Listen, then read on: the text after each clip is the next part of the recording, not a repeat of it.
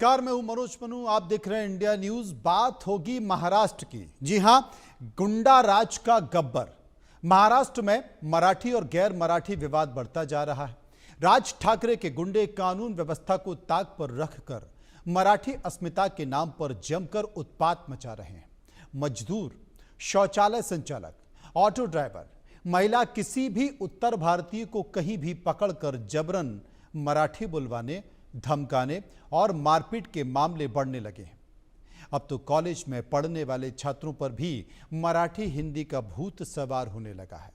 छात्र अपने दूसरे साथी छात्रों को, जो कि हिंदी में बात करते हैं, उन्हें राज ठाकरे के आ जाने की धमकी तक देने लगे हैं और कहने लगे हैं, मराठी बोलो वरना राज ठाकरे आ जाएगा।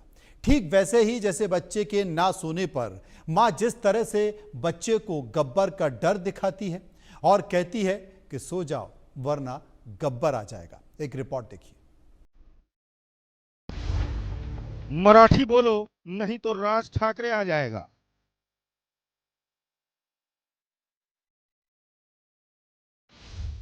राज ठाकरे की धमकी, गुंडागर्दी की, गीदड़ भभकी।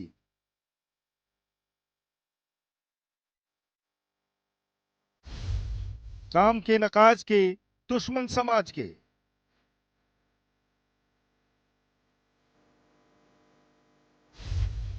खुल्लम खुल्ला मनसे की गुंडागर्दी, कहां गई वर्दी।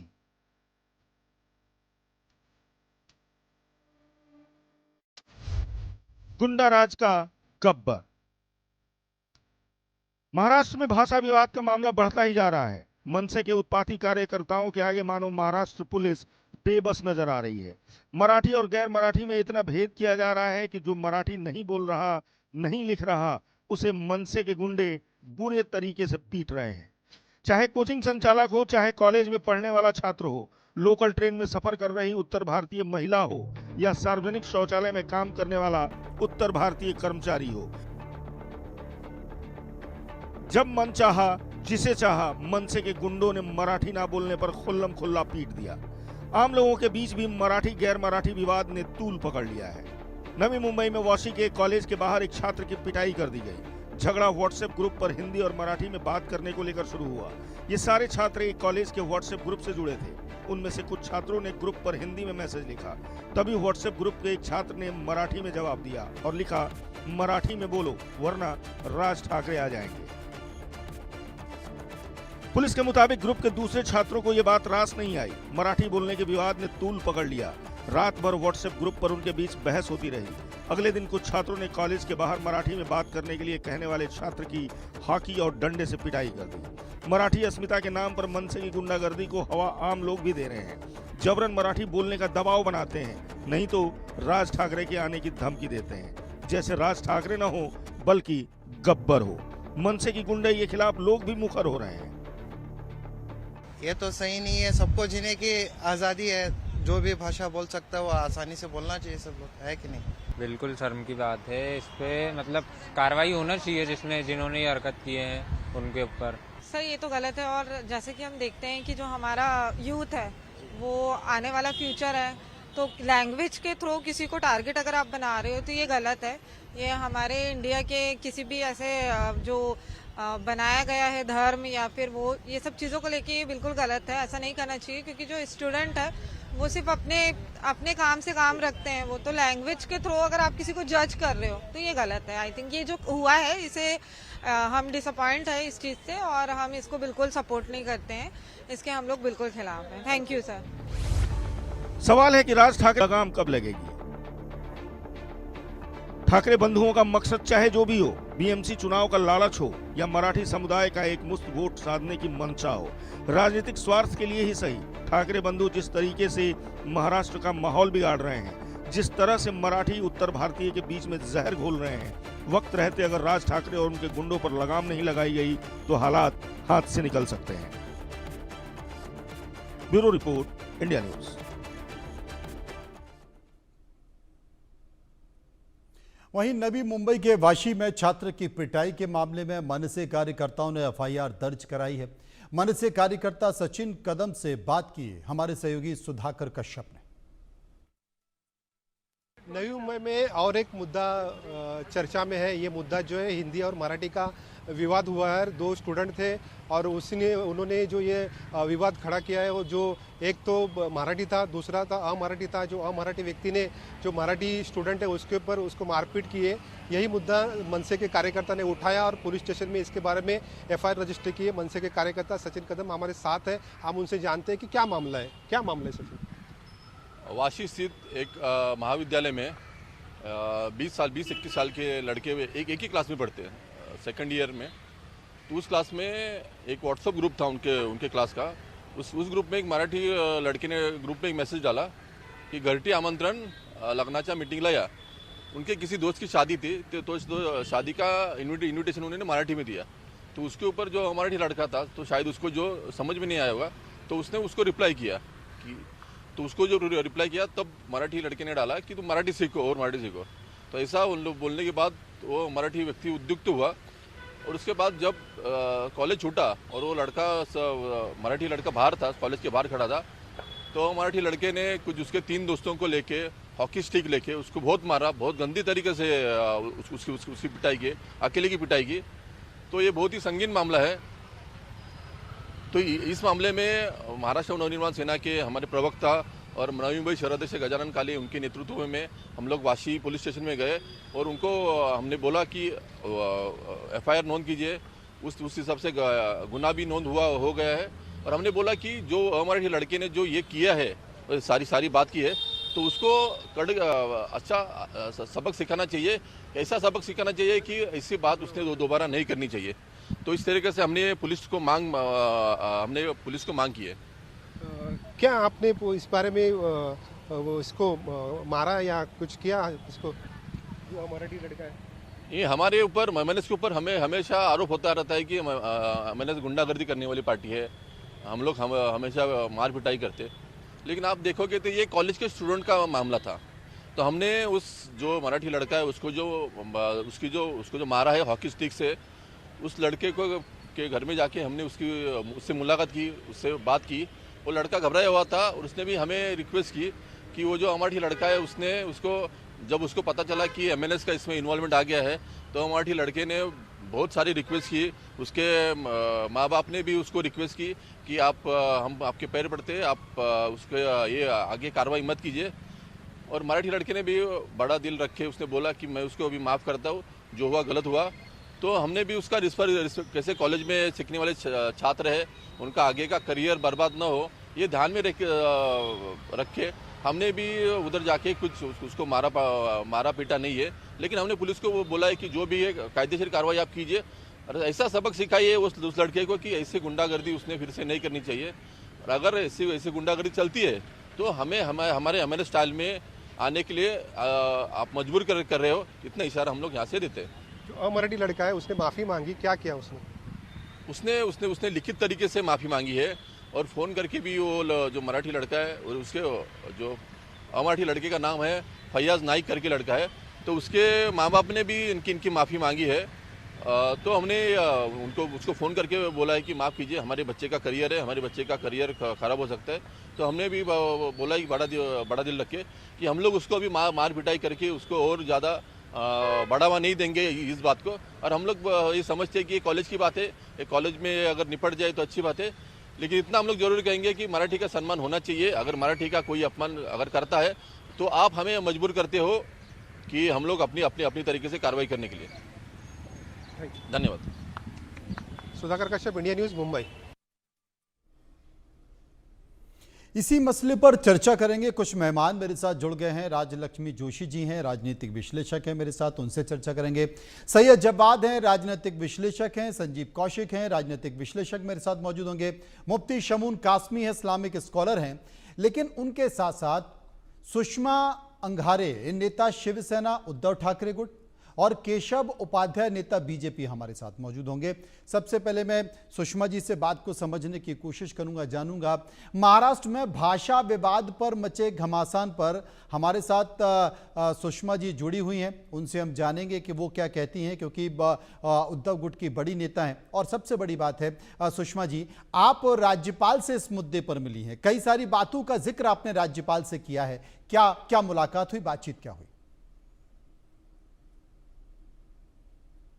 राज्यपाल जी से हम शिवसेना यूबीटी की ओर से हमारे बहुत सारे विधायक तथा जो हमारे नेतागण हैं, हम सभी लोग मिलने गए थे।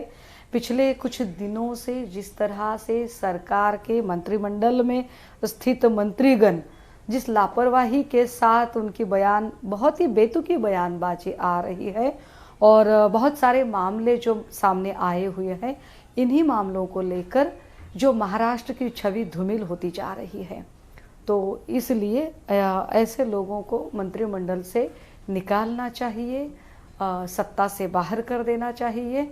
इसी विषय पर चर्चा करने के लिए और कुछ उसके साथ ही सबूत देने के लिए, कुछ एविडेंस, कुछ डॉक्यूमेंट्स, कुछ पेन ड्राइव्स देने के लिए हम गए थे। जैसे कि योगेश कदम राज्य के गृह मंत्री है, राज्य गृह मंत्री है। जिस राज्य में स्वर्गीय आर पाटिल साहब ने डांस बार पर पाबंदी लगाई हुई थी, उसी राज्य में अगर राज्य के गृह राज्य मंत्री ही डांस बार खोलते हैं, लोग अपनी माता पिता के नाम पर एकाध चैरिटी संस्था, अस्पताल, अनाथालय यह खोलना बड़ा लाजमी है, उचित है, किंतु अपनी माता जी के नाम पर डांस बार दिखाना ये बहुत ही गलत हरकत है। और जिस तरह से उस बार पर पिछले कई दिनों में 3 बार रेड हो चुकी है, ये भी और ज़्यादा गंभीर है। तो इस गंभीर मामले को हमने महामहिम राज्यपाल जी को इस मामले से अवगत कराया। एक दूसरे जो है वह संजय शिरसाट, जिन्होंने अपने चुनावी प्रपत्र में जो अपनी आय दिखाई थी उसके 25 गुना ज़्यादा अगर आज उनकी आय बढ़ती है, तो इसके आधार क्या है, इसके स्रोत क्या है। वह जब कहते हैं कि मैंने वीट का होटल खरीदा लेकिन फिर मैंने वह वापस दिया, किंतु वीट होटल की जो कुल उसकी जो रकम है, वह खरीदने के लिए जो एलिजिबिलिटी चाहिए वह आई कैसे शिरसाट के पास। शिरसाट उस पर कुछ भी बात नहीं करते। शिरसाट की जितनी प्रॉपर्टी बड़ी है उतने ही शिरसाट की एक बिल्कुल जिसे बेमुरव्वत कहा जाए, लापरवाही कहा जाए, या लोगों से बात करने का एक बहुत ही गंदा तरीका हो, यह सारी चीज़ें हमने राज्यपाल जी से उस बारे में बात की। तीसरे मंत्री गिरीश महाजन साहब, जिनका नाम बार बार एकनाथ खड़से साहब हनी ट्रैप को लेकर ले रहे हैं, या हनी ट्रैप को लेकर उनसे कई सवाल पूछे जा रहे हैं, जैसे कि हनी ट्रैप में जिन प्रफुल्ल लोढ़ा पर एफआईआर हुई है और जिसे हिरासत में लिया है, क्या प्रफुल्ल लोढ़ा से मिलने वो होटल ट्राइडेंट गए थे? अगर गए थे तो क्यों गए थे? ऐसा क्या काम था कि एक गैर राजनीतिक इंसान को मिलने के लिए राज्य के कैबिनेट मंत्री को होटल ट्राइडेंट में जाना पड़ता है? किंतु इन सारे सवालों पर उन्होंने कोई जवाब नहीं दिया, बल्कि पिछले 4-5 दिनों से वो चुप्पी साधे थे। लेकिन कल जैसे ही खड़से के दामाद पर रेड कराने की कोशिश हुई, तो सबसे पहले वो खुलकर सामने आए। 72 जो अफसर है उनके नाम इस हनी ट्रैप में आते हैं। बहुत सारे रिप्रेजेंटेटिव है, ऐसे भी कहा जा रहा है। तो जो अलग अलग मीडिया से जो इस हनी ट्रैप को लेकर जो चीज़ें न्यूज़ में जो उछाली जा रही है, तो इससे राज्य की छवि धूमिल होती है। तो इस भी मुद्दे को लेकर महामहिम राज्यपाल महोदय से हमारी बात हुई और आखिर में कोकाटे, जो मानिकराव कोकाटे यहाँ के किसानों को लेकर बड़ी बेतुकी बयानबाजी कर रहे हैं, तो उनको भी ये 4 लोगों का इस्तीफा लिया जाए, इस पर बात हुई। कुल मिलाकर सुषमा जी बहुत सारे मुद्दे हैं, जिसमें भाषा का मुद्दा है, हनी ट्रैप का मुद्दा है, भ्रष्टाचार का मुद्दा है। तमाम सारे मुद्दों का जिक्र करते हुए आपने राज्यपाल को बहुत सारे एविडेंस भी दिए हैं, शिकायतें भी दी हैं, कुछ पेपर भी उपलब्ध कराए जिनमें भ्रष्टाचार की रकम का भी जिक्र किया है। केशव उपाध्याय मेरे साथ मौजूद है। केशव उपाध्याय साहब, हिंदी मराठी का जो मुद्दा है, इस पूरे मुद्दे को, इस कश्मकश को आप कैसे देख रहे हैं? मुझे लगता है हिंदी मराठी मुद्दा हर बार जब बीएमसी का इलेक्शन आता है तो इस प्रकार से कुछ मुद्दे हर बार उठाए जाते हैं, उसमें से हिंदी मराठी मुद्दा है। आपने देखा होगा जब बीएमसी का चुनाव स्पेशली आता है तो कुछ पक्षों को मराठी की याद आती है और फिर दूसरी भाषाओं के ऊपर इस प्रकार की रिएक्शन वो देते हैं, ये हमने हर इलेक्शन के समय देखा है। हिंदी मराठी मुद्दा ही नहीं था जो मुद्दा बनाया जा रहा है। बात ये हुई थी कि महाराष्ट्र में मराठी कंपलसरी है। उद्धव ठाकरे की सरकार जब थी, उद्धव ठाकरे जब मुख्यमंत्री थे, तो उन्होंने तीसरी भाषा हिंदी कंपलसरी की। वो कंपल्शन देवेंद्र फडणवीस सरकार ने हटाया और तीसरी भाषा हिंदी और दूसरे और कोई में से भी जो 20-22 भाषा है उसमें से भाषा आप ले सकते हैं, इस प्रकार का निर्णय लिया। लेकिन फिर भी ये सरकार के खिलाफ कुछ लोग हिंदी कंपल्शन किया है, इस प्रकार की टीका टिप्पणी कर रहे हैं। इसमें राजनीति है। सुषमा जी, आपने केशव जी को सुना।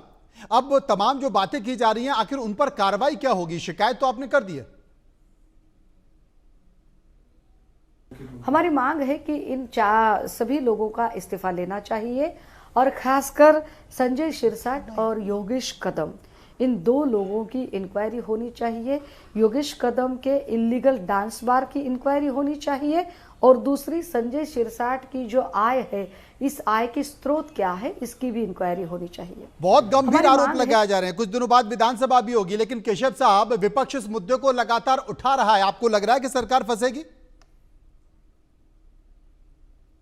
मैंने कहा ना, हर 5 साल के बाद जब जब बीएमसी का चुनाव होता है तो मराठी का मुद्दा कुछ लोगों को याद आता है। अभी कोर्ट के डिसीजन के बाद आने वाले कुछ दिनों के बाद बीएमसी का चुनाव होने वाला है, तो स्वाभाविक है बीएमसी के चुनाव के लिए दूसरा उनके पास कोई मुद्दा नहीं है। कोई विकास की भाषा वो नहीं रख सकते, कोई विजन नहीं रख सकते।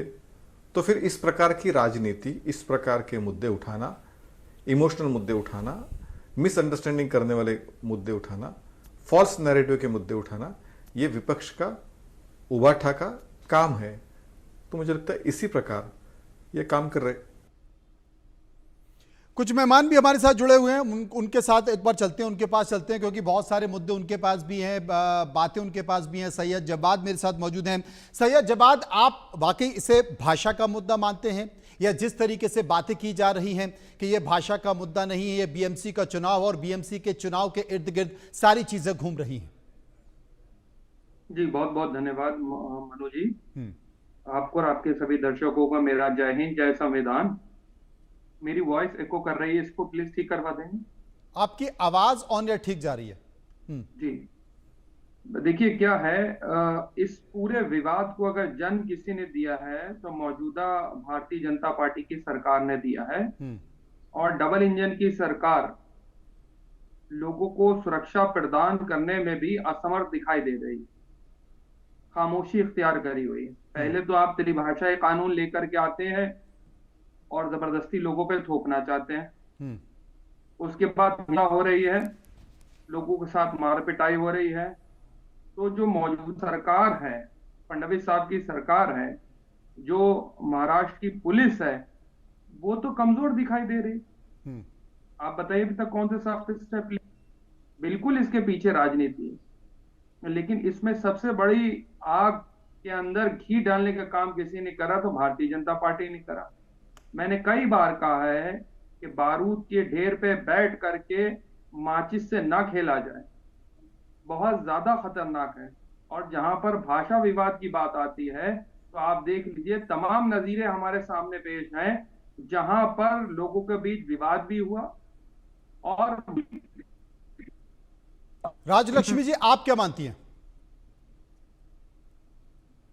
जी नमस्ते मनोज जी। जी नमस्ते। देखिए ऐसा है कि ये भाषा पर जो ये विवाद हो रहा है, मुझे तो ये बड़ा दुखद मामला लग रहा है। जैसे अभी केशव जी कह रहे थे, मुझे तो ऐसा लग रहा है कि ये जैसे चुनाव से ही जुड़ा हुआ है, जैसे ये एजेंडा लिए हुए चल रहे हैं कुछ पॉलिटिकल पार्टीज। ये केवल महाराष्ट्र में नहीं, अब अगर आप देखें तो बहुत सारे राज्यों में यही सिलसिला है। आप देखिए तमिलनाडु में देखिए, आप कर्नाटका में देखिए, आप महाराष्ट्र में देखिए, अभी आप वेस्ट बंगाल में भी देखिए, यही सब चल रहा है कि भाषा को लेकर कुछ पॉलिटिकल पार्टीज ये विषय उठाते हैं, खास करके चुनाव के आसपास।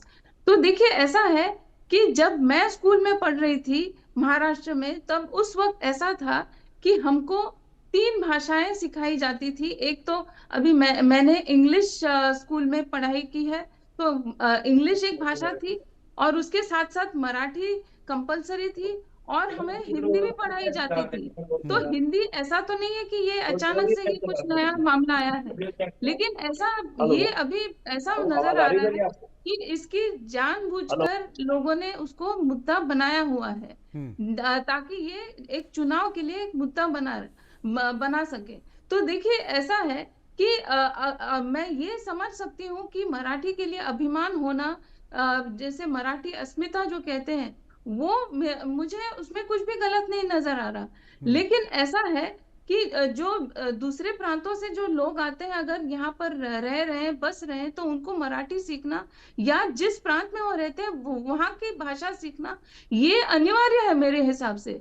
लेकिन ये इसको जैसे आप जिस तरीके से एनफोर्स कर रहे हैं, जो मारपीट करके या गुंडागर्दी करके, वो पूरी तरीके से गलत है। वो पूरी तरह से गलत है। कासमी साहब, जब बात मराठी और हिंदी भाषा के बीच में चल रही थी, दोनों के बीच कशमकश हो रही थी, इस बीच एक नेता अचानक सा आता है और वो नेता उस तरफ इशारा करता है और वो कहता है कि जरा हिम्मत है तो जरा वहां पर उस इलाके में जाकर मराठी बुलवा कर दिखाओ। ये क्या है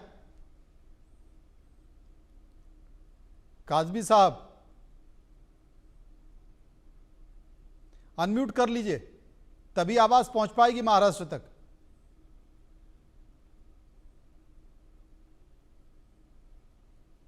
जी, अब जरा सवाल दोहराइए। सवाल यही है कि जब हिंदी मराठी के बीच में बात चल रहा है, इस मसले पर कशमकश चल रही है, राजनेताओं की बयानबाजी हो रही है, तो अचानक एक संवैधानिक पद पर बैठा हुआ नेता आता है और वो कहता है कि हिम्मत है तो उस इलाके में जाओ, उस इलाके में जाकर मराठी बुलवा कर बताओ, वहां जाकर मस्जिदों में मराठी भाषा का इस्तेमाल करके बताओ। ये क्या है? देखिए, ये बहुत दुर्भाग्यपूर्ण है कि जबानों भाषाओं के ऊपर झगड़े हो रहे हैं। हमारे माननीय प्रधानमंत्री श्री नरेंद्र मोदी जी के नेतृत्व के अंदर जो नई तालीमी पॉलिसी आई है वो इतनी खूबसूरत है कि तमाम जो भी हमारी क्षेत्रीय भाषाएं हैं उन भाषाओं को अहमियत दी है और हर भाषा की अहमियत होनी चाहिए। खूबसूरत तो है, लेकिन बीजेपी की ही सरकार में वो खूबसूरत मंत्री भी तो बैठे हुए हैं जो इस तरह की बयानबाजी दे रहे हैं, उन पर कोई खूबसूरत कार्रवाई नहीं हो रही है। नहीं, देखिए आपको एक बात बता, और सरकार की तरफ से कोई खूबसूरत बयान भी नहीं आ रहा है। ये लोकतंत्र है। लोकतंत्र में सबको अपनी बात कहने का अधिकार है। इसमें भी जो है वो मैं समझता हूं कि व्यक्ति की आजादी का मसला है, वो जो चाहे बोले, ये अपना अपना, मगर सरकार सबको साथ लेके चल रही है। अच्छा, एक कार्टूनिस्ट कार्टून बना देता है तो वो अंदर हो जाता है, बढ़ा रही है, वो अभिव्यक्ति की आजादी नहीं होती है। देखिए, एक आपको बात बताएं मनोज जी, ये सरकार जब भी कोई कार्य करती है तो वो बड़े संयम के साथ करती है। हाँ। मैं समझता हूं कि जैसे आपने देखा होगा कि ये तो सब ईश्वरीय कार्य हैं। जो लोग बहुत ज्यादा अपनी बातों को करते हैं वो अच्छा नहीं कर रहे हैं। मैं समझता हूं कि जिस तरह से भाषा के नाम पर मुंबई को अस्थिर किया जा रहा है वो नहीं करना चाहिए। नहीं, इन सब चीजों को कासमी साहब, इन सब चीजों को ईश्वर के ऊपर छोड़ें, कानून के ऊपर छोड़ें या फिर लोकतंत्र के ऊपर छोड़ें, ये बता दीजिए मुझे। नहीं, देखिए, लोकतंत्र अपनी जगह पे काम कर रहा है, सरकार अपनी जगह पे काम कर रही है। हाँ। जब समय आएगा तो हर चीज जो है नियंत्रित होगी। और मैं मैं कहना चाहूंगा कि भाषाएं सब अपनी हैं और उन तमाम भाषाओं का प्रचार प्रसार होना चाहिए, मगर दूसरे की भाषा के ऊपर कमेंट नहीं करना चाहिए। और हिंदी तो हमारी मातृभाषा है जो सबको जोड़ के चल रही है, पूरे देश को एक देश श्रेष्ठ देश। सही बात है। संजीव कौशिक साहब, आप भी दो शब्द बोल दीजिए इस मुद्दे पर। मनोज जी, एक बात मैं ये कहना चाहता हूं कि हमने तो उत्तराखंड मदरसों के अंदर जो है माननीय मुख्यमंत्री पुष्कर सिंह धामी जी के नेतृत्व के अंदर हम तो संस्कृत को बढ़ावा दे रहे हैं। हम तो संस्कृत की क्लासेस लगाने वाले हैं, संस्कृत विभाग से एमओयू करने वाले हैं हम। और आप ये समझिए, इसका जवाब मैं सैयद जब्बार से पूछूंगा, लेकिन संजीव जी आप भी बोल दीजिए। जी, ये तो मेरा ख्याल से छोटापन होगा। मनोज जी, हाँ, मनोज जी, 1966 में शिवसेना का निर्माण होता है और वो मराठी अस्मिता और मराठी भाषाई संरक्षण के नाम पे ही इस पार्टी का उदय होता है। अगले 4 सालों में पहले विधायक वहां पे मिलता है शिवसेना को। और सच बात यह है कि उनके उग्रता जो बढ़ती चली जाती है बाहरी लोगों के लिए, त्यों त्यों वो आगे की तरफ बढ़ते चले जाते हैं। हमने देखा है कि 2000 के शुरुआती दौर में या 21वीं सदी के शुरुआती दौर में किस तरह से बाहरी लोगों के साथ उनका व्यवहार क्या था, और ज्यों-ज्यों व्यवहार उनका रद्दी या बहुत ज्यादा क्रूर होता गया, वो अपने राजनीति के उरूज पे पहुंचते चले गए। उन्हें ऐसा लगने लगा कि ये सफलता का मूल मंत्र है। जैसे कि आम पार्टियों का, अलग अलग पार्टियों के अपने अपने सिद्धांत होते हैं। किसी को लगता है ध्रुवीकरण के आधार पर हमारी राजनीति चलती है, किसी को लगता है कि हम धर्मनिरपेक्ष होकर अपनी राजनीति करते हैं। उसी तरह से उसकी राजनीति आगे चली। हम खूब जानते हैं कि मनसे हो या शिवसेना, दोनों के मन मिजाज में भले परिवर्तन हो गया, वो अलग अलग पार्टियां बन गई, लेकिन उनके मन में निश्चित तौर पे बाहरी लोगों के प्रति कहीं कोई सम्मान नहीं, बाहरी लोगों की के प्रति कहीं कोई आदर का भाव नहीं। ये बात अलग है कि बड़े अफसोस के साथ ये बात कहना पड़ रहा है कि ये हिंदी भाषी कौन लोग हैं, किस प्रदेश के लोग हैं ये? ज्यादातर बिहार के लोग हैं, उत्तर प्रदेश के लोग हैं। और किस प्रदेश में गए हैं वो? महाराष्ट्र में गए हैं। जहां से आए हैं वहां भी भारतीय जनता पार्टी की सरकार है, और जहां पे है वहां पे भी भारतीय जनता पार्टी की सरकार है। मजे की बात यह है, न जाने वाले ने कोई रोक लगाई, उसके लिए कुछ व्यवस्था मुकम्मल किया कि इस तरह से पलायन न करे, बाहर न जाए। और वहां जाने के बाद में इतनी फजीहत होने के बावजूद भी, अब तमाम जगहों पे देख लेंगे, गुजरात में देख लेंगे, तो ये कोई नई बात नहीं है। किसी के भी चेहरे पर जरा सी भी सिकन नहीं होती है। अब मुश्किल क्या है इसमें? सबसे बड़ी मुश्किल क्या है? गाय के बीमार होने पर इलाज करने की व्यवस्था होनी चाहिए ताकि गाय दौड़ने लगे। लेकिन गाय के बीमार होने पर ये तमाम राजनीतिक दलें उसके मरने के बाद अपने गिद्ध वाले रूप में आ जाती हैं। वो जो आप इशारा कर रहे थे ना कि उन्होंने क्या कहा, क्या वो शांत करने की कोशिश कर रहे थे? वो सबको पता है कि वो क्या कर रहे थे। वो आग में घी डालने का प्रयास कर रहे थे। वो चाह रहे थे कि ये लॉ और धधके और उस राजनीति उस पर करी जाए। तो कोशिश जो होनी चाहिए सरकार की तरफ से, निश्चित तौर पे सरकार यदि चाहे तो किसी की भी लंपटगिरी नहीं चल सकती है। ऐसा भी नहीं है कि जबरदस्ती कोई थोप देगा, या थोपने की बात है, स्कूलों में जबरदस्ती पढ़ाने की बात है। सरकार ने बहुत शानदार तरीके से हर भाषा के सम्मान को देखते लेकिन सबसे बड़ा सवाल है कि जिस तरीके से ये बात सच है कि बीएमसी के चुनाव है, मराठी भाषा के मुद्दे पर दो राजनीतिक पार्टियां अपनी खोई हुई जमीन को वापस पाना चाहती हैं, लेकिन जिस तरीके से वहां के विपक्ष और सत्ता में बैठे लोगों के बयान आ रहे हैं, उनको स्वीकार नहीं किया जा सकता। सैयद जब्बाद मेरे साथ मौजूद है। सैयद जब्बाद, आपने काश्मीर साहब को सुना, तमाम तरह की बातों का जिक्र किया, उन्होंने तो संस्कृत का भी जिक्र किया, लेकिन इस विवाद को आप कैसे देखते हैं? और सबसे बड़ी बात है कि सरकार है, कानून है, बावजूद इसके ना इधर कोई कार्रवाई हो रही है और ना उधर कोई कार्रवाई हो रही है। उत्तर भारतीय पिटे जा रहे हैं तो पिटे जा रहे हैं। आज कल्याण में भी एक शिक्षक को उसके ऑफिस में घुस कर जाकर पीट दिया। अनम्यूट कर लीजिए एक बार प्लीज, आपकी आवाज नहीं आ रही। जब्बाद साहब एक बार अनम्यूट कर लीजिए।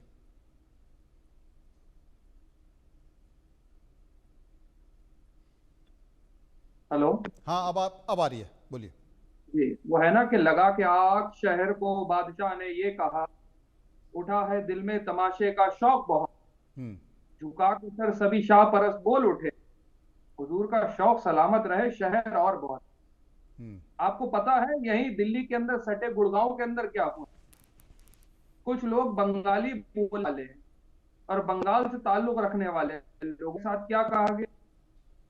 उनको पुलिस वाले आकर के ले जा रहे हैं, उनको रोहिंग्या कहा जा रहा है। क्या करा जाएगा उसके लिए? सरकार तो यहाँ पर ये जो भाषा का खेल खेला जा रहा है, ये बहुत ज्यादा खतरनाक है और बहुत ज्यादा चिंताजनक है। क्योंकि अभी आपके सामने एक उदाहरण भी, वो उदाहरण से आपको अभी सीख नहीं ली ना आपने ली। और जितनी भी पॉलिटिकल पार्टियां हैं, आप क्या आवाज आ रही? बिल्कुल आपकी आवाज आ रही है, बोलते रहिए। जितनी भी आपने पॉलिटिकल पार्टी देखी है, उसी पॉलिटिकल पार्टी भाषा के आधार पर आई। और भारतीय जनता पार्टी का तो लंबा चौड़ा गठबंधन की सरकार चलाने का महाराष्ट्र में तजुर्बा रहा है इन लोगों पे। आपने देखा है कि बहुत से लोगों ने धर्म राजनीति एग्रेसिव पिच पे आकर के इसके अंदर खेली। बहुत सी जगह पे ये भी कहा गया है कि फलाने नारे, बहुत से लोगों की इस बुनियाद पे नारे लगाने के ऊपर भी हमने इस देश के अंदर लिंचिंग भी देखी, उनकी पिटाई। हम कह रह गए कि लिंचिंग राष्ट्रीय लेवल पे कानून लेकर क्या, ये नहीं लेकर क्या? तो वो आप ही से सीख करके निकले हैं ना। उन्होंने आप ही कहा है एग्रेसिव धर्म आधारित, भाषा आधारित, रंग आधारित पॉलिटिक्स, कपड़ों से पहचान वाली पॉलिटिक्स, ये सीखा तो सब किससे है? में तो आप ही थे इतने सालों से। अब आप गुड़गांव के अंदर देखिए, दिल्ली के अंदर देखिए, अगर आप देखेंगे कि बंगाली भाषा बोलने वाले लोग हैं तो उनको ये कहा जा रहा है कि ये जो है रोहिंग्या तो हो सकते, क्या पत्थर हो सकते। लोगों के अंदर जो में काम करने जो लोग जाते थे, सर्वेंट क्लास लोग, उनके घर पे आजकल काम करने वाले, उनको डर है कि भाई हमको कभी भी उठा ले जाए। ये पूरा एक रेव है, जहां पर लिखा रहे हैं वहां पर ये में कभी जात के आधार पर आ जाता भेदभाव। देखिए मणिपुर के अंदर क्या, मणिपुर जलता रह रहा है। आदरणीय प्रधानमंत्री जी कभी आज भाषा के आधार पर भी लगाने की कोशिश करी जा रही है। तेरी भाषा कानून, मैं हिंसा का समर्थन बिल्कुल नहीं। जो कानून का हाथ में लेगा उसके ऊपर सख्त कार्रवाई होना चाहिए, उसको जेल में डालना चाहिए। लेकिन आप तो खामोश मौन होकर देख रहे हैं कि हमने पहले गुजरात में नहीं देखा उत्तर भारतीयों की पिटाई होते हुए। आप भूल इंसिडेंट, हम नहीं भूले, हम जानते हैं कि पीछे कौन लोग हैं, राजनीतिक साजिश क्या है। राजनीतिकरण करने के लिए, वोट बैंक की आपका राजनीति इशारा के लिए राजनीतिक साजिश की तरफ है। राजलक्ष्मी जी मेरे साथ मौजूद हैं। राजलक्ष्मी जी, सबसे बड़ा सवाल है जिस बात का जिक्र कभी करीब सभी पैनलिस्ट भी कर रहे हैं, वहां पर जो हो रहा उत्तर भारतीयों के साथ ये पहले भी हो चुका है। बहुत सारी तस्वीरें हम लोगों ने देखी है कि स्टेशन पर एग्जाम देने के लिए उत्तर भारतीय पहुंचे और उसके बाद उनको स्टेशन पर ही मारा गया। उस वक्त भी वही वीएमसी के इर्द गिर्द का समय था और अब वही स्थिति अब निर्मित हो रही है। लेकिन सवाल यहां पर यह नहीं है, सवाल यहां पर यह है कि चाहे विपक्ष इस तरह के बयान दे रहा हो या सत्ता पक्ष में बैठे लोग इस तरह के बयान दे रहे हों, सरकार कार्रवाई क्यों नहीं करती? जबकि देश में से तमाम उदाहरण हैं कि अभिव्यक्ति की आज़ादी की लकीर को क्रॉस किया जाता है, बयान दिए जाते हैं, भाषा दी जाते हैं तो उनके ऊपर कार्रवाई होती है, एफआईआर भी दर्ज हो जाती है। लेकिन यहाँ अभी तक कोई कार्रवाई नहीं हुई है, कानूनन कोई कार्रवाई नहीं की है, सरकार की तरफ से ऐसी कोई कार्रवाई नहीं हुई है। शायद इसलिए कि सरकार कार्रवाई करे, कार्रवाई जिस पर हो रही है वो भी ये चाहता है कि कार्रवाई हो और उसे और मौका मिले, और सरकार ये जानती है कि हमने कार्रवाई की तो इसका राजनीतिक फायदा मिल जाएगा। इसलिए दोनों शांत बैठे रहो, जो हो रहा है वो होने दो। जी मनोज जी, ऐसा है कि देखिए फडणवीस जी ने कुछ दिन पहले वही कहा था कि ये जो भी गुंडागर्दी या मारपीट हो रही है इसको तो हम बिल्कुल भी बर्दाश्त नहीं करेंगे। लेकिन ये एक और ये भी बात है कि जिनके ऊपर ये जो भी हमले हो रहे हैं, जब भी वो कुछ अगर केस दर्ज करते हैं या जो मतलब वो अगर पुलिस को जाकर बताते हैं कि मेरे साथ ऐसा ऐसा हुआ, तो उसके ऊपर कार्रवाई होती ही होती है। लेकिन इन मामलों में क्या होता है कि बहुत सारे लोग वो आगे जाकर के कंप्लेंट नहीं करते, तो फिर इसके ऊपर सरकार भी कार्रवाई करना ये मुश्किल हो जाता है उनको। लेकिन मैं ये भी एक बात आपसे कहना चाहूंगी कि ये जो भाषा के ऊपर जो विवाद हो रहा है ये आज कोई नया विवाद नहीं है। और ये जो पलायन की बात हो रही है, ये पलायन तो तब भी हो रहा था जब कांग्रेस सरकार में थी, उत्तर प्रदेश में भी और महाराष्ट्र में भी। तो ये इसका पूरा क्रेडिट जो है अभी आज आप भाजपा को दे रहे हैं, डबल इंजन सरकार को दे रहे हैं। लेकिन ये पलायन तब भी होता था, अब भी हो रहा है। लेकिन हाँ, ये बात जरूर है कि कुछ राज्यों में जो ये शुरुआत हुई थी, जैसे मैंने कहा कि तमिलनाडु में जो डीएमके है उसकी तो अस्तित्व इसी बात पे थी कि वो anti Hindu, anti Hindi, anti ब्राह्मण, इसके ऊपर से ही तो उसकी अस्तित्व है। और जैसे आप देख रहे होंगे कि जो तमिल जो लोग कर्नाटक में जाते थे वो वहां पर भी वो या तो अंग्रेजी में बात करते थे या तमिल में। तो फिर कर्नाटक के लोग भी उठ खड़े हो गए कि ये कहने के लिए कि हमारे राष्ट्र में आप हमारे राज्य में आप कन्नड़ा क्यों नहीं बात करते। तो वहां पर भी ये जो भाषा का है वो विवाद है।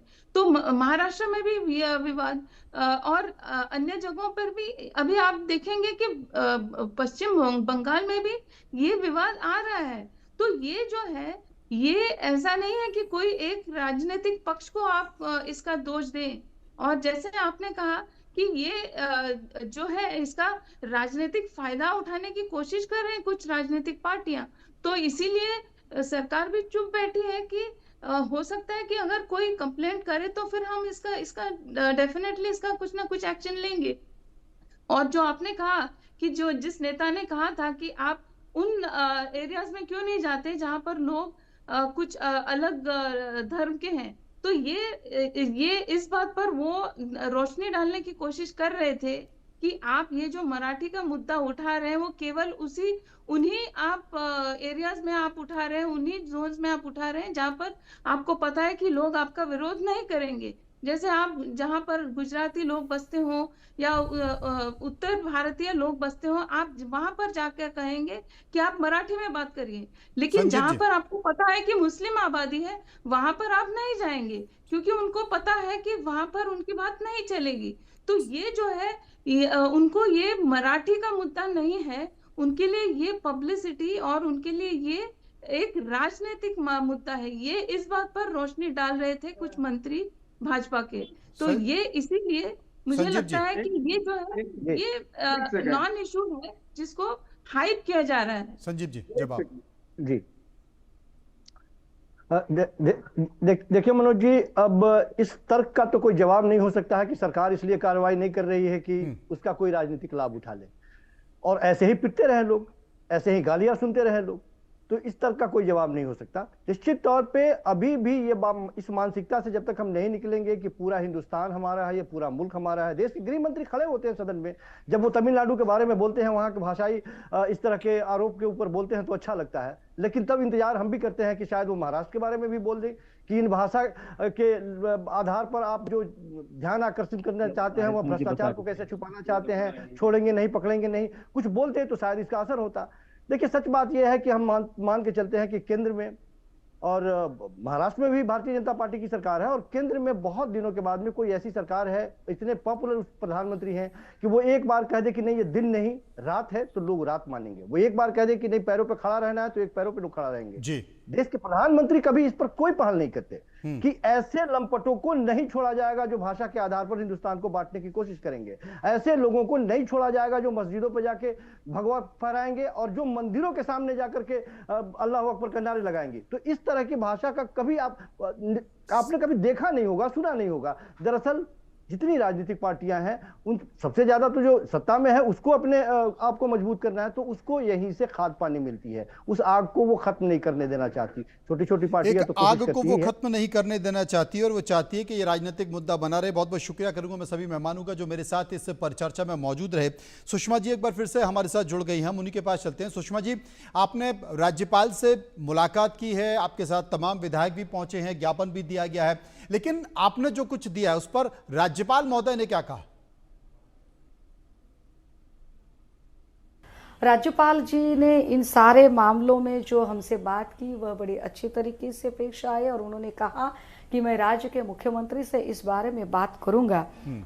तो हमने उस पर यह भी टिप्पणी की कि राज्य के मुख्यमंत्री ने खुले तौर पर इन सारे मंत्रियों को लेकर और इनके जो इस तरह के मिसबिहेवियर है उसे लेकर खुले तौर पर नाराजगी जाहिर की है, और हमें लगता है कि आप भी इस पर बहुत संजीदगी से सोचें। और उन्होंने कहा कि हाँ, हम यह बात संजीदगी से सोचेंगे, क्योंकि इस तरह से सदन में रम्मी खेलते बैठना या सदन में मारामारी करना यह कोई विधायक को शोभा देने वाली बात नहीं है। इससे सदन की गरिमा को ठेस पहुंचती है। जी केशव जी, मारपीट तो लगातार हो रही है, आज भी कल्याण में एक घटना हुई है, लेकिन जो मारपीट होती रहती है उस बारे में आपको लगता है कि ये नहीं होनी चाहिए? आप क्या सोचते हैं?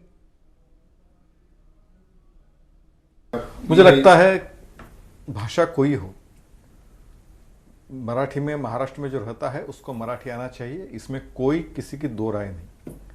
जो मराठी यहाँ अगर आप रहते हैं तो आपको मराठी सीखनी भी पड़ेगी, लेकिन मराठी के मुद्दों पे किसी को मारपीट करना ये गलत है, ये सरासर अन्याय है। महाराष्ट्र में सभी महाराष्ट्र, ये मुंबई, स्पेशली मुंबई ये इकोनॉमिक कैपिटल माना जाता है देश का, आर्थिक राजधानी मानी जाती है देश की, तो नेचुरल है। तो यहाँ मुंबई में बहुत सारे प्रदेशों से, सारे राज्यों से यहाँ लोग आते हैं, उनका वो लोग यहाँ काम करते हैं, उन्हें मराठी सीखनी चाहिए, लेकिन उनको मारपीट करना ये गलत बात है। मराठी सीखनी चाहिए, मारपीट नहीं करनी चाहिए। सुषमा जी, राज ठाकरे उद्धव ठाकरे की मुलाकात हुई है, क्या फिर से कुछ नया है, कुछ विशेष है, नए सिरे से कुछ गढ़ा जा रहा है? देखिए, राज ठाकरे और उद्धव ठाकरे, मुझे लगता है कि हर समय हर पल सिर्फ राजनीति के बारे में सोचना ये हमारी आदत नहीं है। शिवसेना की एक अपनी काम करने का एक तरीका है और बार बार कहा जाता है कि शिवसेना 80% समाज कारण में, जिसे हम कहते हैं कि सामाजिक विषयों में, सामाजिक आंदोलनों में काम करने में रुचि रखती है और 80% राजनीतिक रखती है। हम कोई भाजपा की तरह नहीं है कि 24/7 सिर्फ और सिर्फ राजनीति के बारे में सोचे।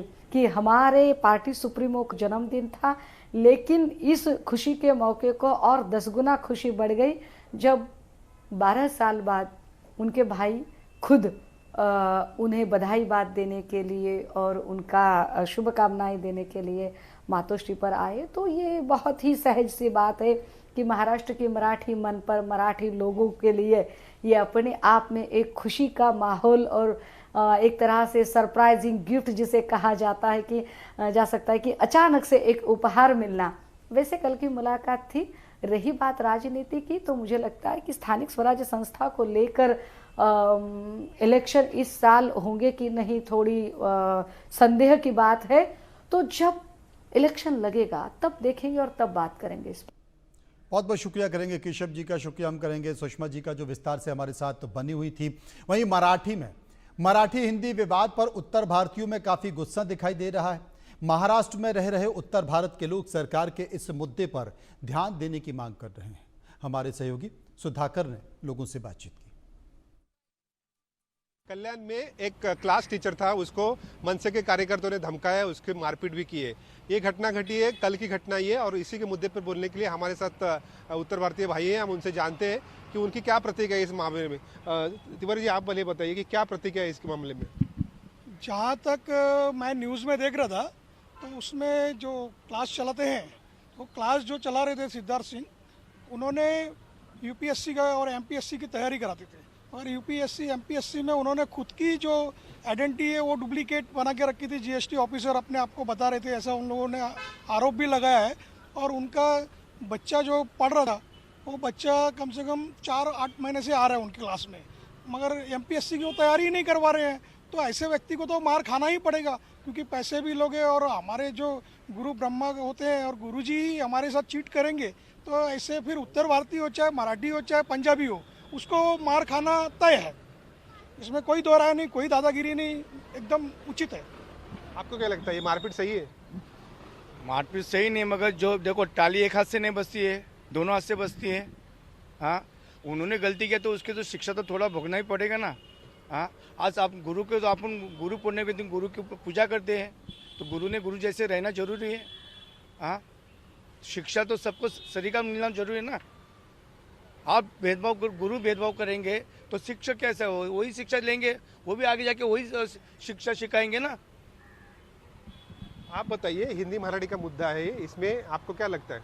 देखिए, हिंदी मराठी का मुद्दा तो केवल राजनीति तक सीमित है और मारामारी का मुद्दा केवल राजनीति पे सीमित हो रहा है। राजनीति जब तक ये चुनाव आया ना, तब तक ये राजनीति का मुद्दा बना रहेगा, हिंदी मराठी, क्योंकि अगली पार्टी को भी अपना नगर सेवक लाना है, ये करना है, उसके लिए उसकी तैयारी कर रहे हैं।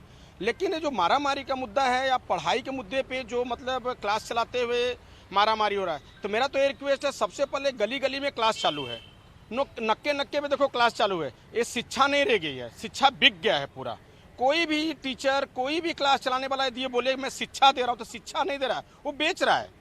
तो कम से कम सरकार को रिक्वेस्ट करे कि हर जगह इंक्वायरी लगाए, सबको रोके, देखे कि पढ़ाने के वैल्यू है उसका कि नहीं है। मारपीट तो नहीं होना चाहिए, यदि वो गलत है, मैं तो पहले से बोल रहा हूँ, मारपीट गलत है पूरा। और ये हिंदी मराठी का मुद्दा बना, जो मारपीट है वो गलत हो रहा है, ये तो नहीं होना चाहिए एकदम मारपीट के विरोध। और सरकार को भी ध्यान देना चाहिए, ये आज एक जगह होएगा, कल एक जगह, परसों जगह, तो माहौल बिगड़ रहा है, पूरा माहौल डैमेज हो रहा है। अभी ये देखो रमेश भाई हमारे साथ जो खड़े हैं, ये भी महाराष्ट्रियन है। ये बोले कि ना मारपीट सही है, तो इनके मैं मान लूँ कि बोल रहे हैं कि मारपीट सही है।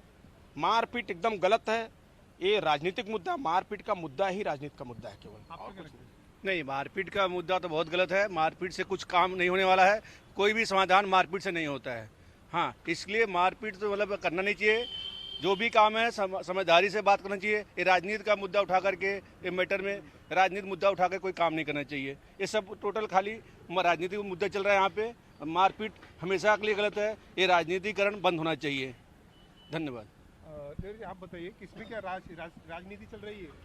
देखिए, राजनीति तो अपनी जगह है, राजनीति तो राजकारण वाले लोग करेंगे ही करेंगे, मगर ये जो मारपीट का मुद्दा है और अब ये चुन चुन के ढूंढ के उत्तर भारतीयों की गलती निकाल के मार रहे हैं, मेरे ख्याल से ये बहुत अच्छी बात है कि एक इसमें जो गलत लोग हैं उनको मनसे वाले ढूंढ रहे हैं और ढूंढ के फिर चुन के मारने की कोशिश कर रहे हैं। तो अब वो गलत कर रहे हैं, मगर इनको प्रशासन हाथ में नहीं लेना चाहिए, प्रशासन के पास जाना चाहिए, बाकायदा कोचिंग की क्लासेस की शिकायत करनी चाहिए। कोचिंग जिन्होंने चला रहे होंगे तो हो सकता है कि कोचिंग की जगह मराठी की हो, तो कोचिंग चलाने वाले ने सब परमिशन लिया कि नहीं लिया, कोचिंग वाला गलत है, कुछ दिनों के बाद पैसे लेके भाग जाएगा या फिर पढ़ाएगा नहीं, ये सब जांच पड़ताल करने का काम प्रशासन का है। और प्रशासन क्या कर रहा है? प्रशासन को ये सब काम करना चाहिए था जो मनसे अपने हाथ से कर रही है। और जब हम 4 लोग वाद विवाद करते हैं और कुछ पावर में नहीं रहते हैं तो हम हाथापाई पे उतर आते हैं। जिस तरह से मतलब जाहिल लोग लड़ते हैं उसी तरह से हम भी लड़ रहे हैं। हमको जैसा बताएंगे वैसा हम करेंगे। मुझे नहीं लगता है कि वो शिक्षक जो थे पढ़े लिखे थे, अगर पढ़े लिखे होते तो वो ऐसा गलत काम करते ही नहीं थे। उनकी तो पूरी जांच होनी चाहिए और प्रशासन को ये काम करना चाहिए। और हाथापाई और मारपीट इस तरह से डरा के कर रहे हैं जो ये लोग, वो बहुत पूरी तरह से गलत है। इसकी वजह से क्या होगा कि हाँ, कुछ जो नए उत्तर भारतीय आ रहे हैं या पुराने होंगे वो पलायन करेंगे। आप पूर्व में देखिए, पहले गुजराती लोग छोड़ के चले गए, मद्रासी लोग छोड़ के चले गए। उत्तर भारतीयों को भी अगर भगाना चाहते तो एक ही बार बोल दे भाई हमको कि मुंबई छोड़ो और जाओ, हम चले जाएंगे साहब, हमको कोई तकलीफ नहीं है, ठीक है। मगर अब हम यहाँ पैदा हुए, उसके बाद हम अपने गांव जाके परदेशी हो जाएंगे, तो ये एक तरह से अत्याचार तो हो रहा है उनका। इसको कहीं ना कहीं लगाम लगनी चाहिए। और राज साहब ठाकरे से मैं विनंती करूंगा कि इस तरह से जो आपके कार्यकर्ता हाथ में ले रहे कानून, उनको कहीं ना कहीं रोकिए और कुछ ना कुछ उनको सलाह दीजिए और समझाइए। मेरी ये नम्र विनंती है राज साहब ठाकरे से। आपको क्या लगता है, ये मारपीट सही है? नहीं, मैं पहले ही बोले थे कि मारपीट सही नहीं है, मगर जो गलती किया तो उसको शिक्षा तो भोगना जरूरी है। अभी आप बोलते हो मनसे के बारे में, मनसे में मराठी लोग भी है, भैया लोग भी, उत्तर भारतीय भी है ना, कार्यकर्ता है, ऊपर अच्छे पद पे भी है। अभी हमारे भी इधर में शिवड़ी तालुके की बात कर रहा हूँ, उज्ज्वल यादव अच्छे पढ़े लिखे हैं, वो भी अच्छे पद पे, बड़े पोस्ट पे मनसे के। आप ऐसे नहीं बोल सकते हिंदू और मराठी का भेदभाव। अभी आज मुंबई के अंदर आप देखने जाएंगे तो यूपी ज़्यादा लोग इधर रहते हैं, तो क्या ऐसे ही रह गए? मराठी ने सहयोग से ही रह रहे ना। तो यही मुद्दा आप ज़्यादा उछलो मत, उसको एक साथ रहने बोलो, एक साथ मुद्दा उठाओ मत। इसके वजह से क्या दूसरा जात वाले फायदा ले लेंगे इसमें। हिंदू में बंटवारा करके जैसा अंग्रेजों ने किया है वैसा ही वो चीज़ आप कर रहे हो न्यूज़ वाले, वो मत करो। मीडिया वाले सब एक मिलकर रहना मांगते हिंदू को, ये मैसेज दीजिए आप। आपको क्या लगता है? देखिए, हिंदी मराठी का मुद्दा ही नहीं है, अपने बार बार बोल रहे हैं, चुनाव का मुद्दा है, हिंदी मराठी मुद्दा ही नहीं है, बस इसको बना रहे हैं। राज साहब के पास बहुत सा मुद्दा है, महाराष्ट्र उनको मानती है तो उनके पास इतने मुद्दे हैं ना, उस मुद्दे को उठाओ ना। रोड का मुद्दा है, बिल्डिंग का मुद्दा है। उनके लोग, महाराष्ट्रियन लोग कहाँ जा रहे हैं? मुंबई छोड़ के बाहर जा रहे हैं, क्यों जा रहे हैं? उनको रोको, उनके लिए कुछ करो। आप ये सब नहीं करो, उत्तर भारतीय लड़ाओ या हिंदी भाषी लड़ाओ, इसको मारो, इससे कुछ नहीं होने वाला है। आपको यदि सबके दिल में जगह बनाना है तो हिंदीवादियों के दिल में बनाओ। हिंदू हृदय सम्राट यदि बनना चाहते हो तो हिंदीवादी के दिल में जगह बनाओ। जैसे महाराष्ट्र में हिंदीवादी बनेंगे, आप हिंदू हो, आप क्यों इसको लड़ा के हिंदू में लड़ा के क्या लफड़ा चल रहा है? ये सब बंद करो। और सीधा ये मराठी और हिंदी का मुद्दा नहीं है, ये केवल एक राजनीतिक मुद्दा है जिसको मुझे ये बनाना, मतलब माहौल बना के सोच रहे चुनाव में बहुत मुश्किल है। महाराष्ट्रियन आदमी भी समझ चुके हैं कि क्या हाल होने वाला है। महाराष्ट्रियन आदमी भी समझ रहा है कि अपना कौन है, पराया कौन है, और हर एक चुनाव में सब दिख रहा है कि कौन अपना है, कौन पराया है। इसलिए राज साहब को हाथ जोड़ के विनती है, रिक्वेस्ट है कि आप इसको हिंदी मराठी का मुद्दा मत बनाओ। आप एक ऐसा मुद्दा खड़ा करो जिससे कि आपको सब माने, आपके साथ खड़े रहे लोग, हिंदू भी खड़े, हिंदीवादी भी खड़े रहे, हिंदी भाषी लोग आपको माने कि हाँ राज साहब ने ऐसा किया मुंबई के लिए। ये करो, ऐसा कुछ मत करो कि जिससे कि मतलब ये हो रहा है, मतलब कि नहीं मराठी का मुद्दा हिंदी का मुद्दा, मराठी का मुद्दा हिंदी मुद्दा, उसको मत बनाओ। आपको क्या लगता है? नहीं, आपस में ये मतलब हम ऐसा हो रहा है कि अपने हिंदू हिंदू में लड़ाया जा रहा है। ये बहुत गलत बात है। आपस में आज के समय में हिंदू ऐसे आपस में इतना आपस में घुले मिले नहीं हैं और भी इसमें भावनाएं गलत जुड़ी जा रही हैं। तो आपस में ये गलत करके ऐसा भावना मत करिए कि आपस में हिंदू ही आपस में बट जाए। ये इससे अपना हिंदू ही बढ़ रहा है और कोई नहीं हो रहा है। इसमें अपने हिंदू के चक्कर में मराठी और क्या ये यूपी सब हिंदू है, हिंदू भाई भाई है। तो इसके लिए आपस में बंटवारा मत करो और इसमें प्रशासन की जिम्मेदारी है कि प्रशासन इसमें हस्तक्षेप करे। ये सब ऐसा काम गलत नहीं होना चाहिए। क्या करना चाहिए प्रशासन को? प्रशासन को अपने हाथ में मतलब प्रशासन को अपने हाथ में लेना चाहिए। जो भी है प्रशासन को भी मालूम पड़ रहा है क्या हो रहा है क्या नहीं हो रहा है, तो उसको देख करके उसका निवारण करना चाहिए ताकि दोबारा ये मुद्दा ज़्यादा गर्म मत भड़काया जाए इसे, क्योंकि ये ज़्यादा भड़काएंगे तो आपस में ये हम लोग कलह होगा और आपस में हम लोग बट जाएंगे। इसका दूसरे को फायदा मिलेगा। तो ये सब चीज़ें राजनीतिकरण और ये बंटवारा वाला राजनीति बंद करना चाहिए। हम सब एक हैं। आपको क्या लगता है प्रशासन ने क्या करना चाहिए? प्रशासन को देखो, जो गलत है उसको गलत और जो सही है उसको सही का निर्णय देना चाहिए। हर एक जगह न्याय बना क्यों? संविधान क्यों बना है? संविधान तो बना ना, जब जरूरत पड़ता है तो हम लोग बोलते संविधान देखेगा, न्याय देखेगा। तो न्याय की तरह न्याय करो। यदि हम वकील और हम जज और हम पुलिस वाले बन जाएं, यदि हमें ही जज बनना, हमें पुलिस और हमें ही वकील बनना है, तो फिर प्रशासन को बंद कर दो, पुलिस प्रशासन सब बंद कर दो, अपने ही हाथ में ले लो, अपने करो कि जो गलत है उसको गलत का जो गलत है उसको गलत हम लोग दे देंगे और जो सही है उसको सही कर देंगे। ये गलत सही हमें आपको नहीं करना है। उसके लिए न्यायपालिका है, अपने सामने न्यायपालिका खड़ी है, न्यायपालिका उसको करे। ये सब जो मैं ही यदि न्याय करने लगूं तो मैं तो न्यायाधीश हो जाता हूं। मैं न्याय नहीं कर सकता, मैं केवल अपना अर्जी दे सकता हूं। यदि वो गलत है, कोई गलत बोल रहा है तो उसका एप्लीकेशन डालो कि भाई ये गलत बोल रहा है। उसके लिए न्यायपालिका है, न्यायपालिका करेगी, जो उसका जवाब देगी उसको सबको मान्य करना चाहिए।